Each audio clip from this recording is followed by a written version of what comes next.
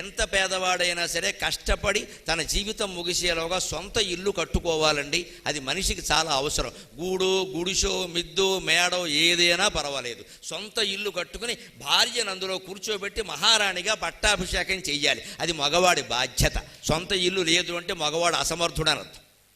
అది గూడైనా పర్వాలా, గుడిసైనా పర్వాలా, మేడైనా పర్వాలా, మిద్దైనా పర్వాలా, నీ ఇల్లు నీకు ఉండాలి.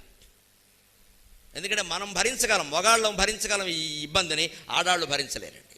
వాళ్ళకి చాలా నా ఇల్లు లేదు, నా ఇల్లు లేదు, ఊడిస్తే గొడవ, ఊడకపోతే గొడవ, కుళాయి తిప్పితే గొడవ, తిప్పకపోతే గొడవ, లైట్ వేస్తే గొడవ, వేయకపోతే గొడవ, చచ్చిపోతున్నాం ఇక్కడ, ఈయనేమో అన్నిటికీ ఖర్చు పెడతాడు, ఇల్లు కొండవు అని చాలామంది ఆడవాళ్ళు దుఃఖపడతారు. నా ఇల్లు అనగానే అప్పుడు ఆ ఇల్లాలకి సంతోషం ఎలా ఉంటుందంటే ఇది ఇల్లు, నేను ఇల్లాలు. ఎందుకంటే మనకు సంస్కృతంలో సంప్రదాయాల్లో చెప్తారు గృహిణి గృహముచ్యతే. ఇల్లాలు అంటే ఇల్లే, ఆవిడే ఇల్లు. ఆవిడకే ఇల్లు లేకపోతే ఎలాగా?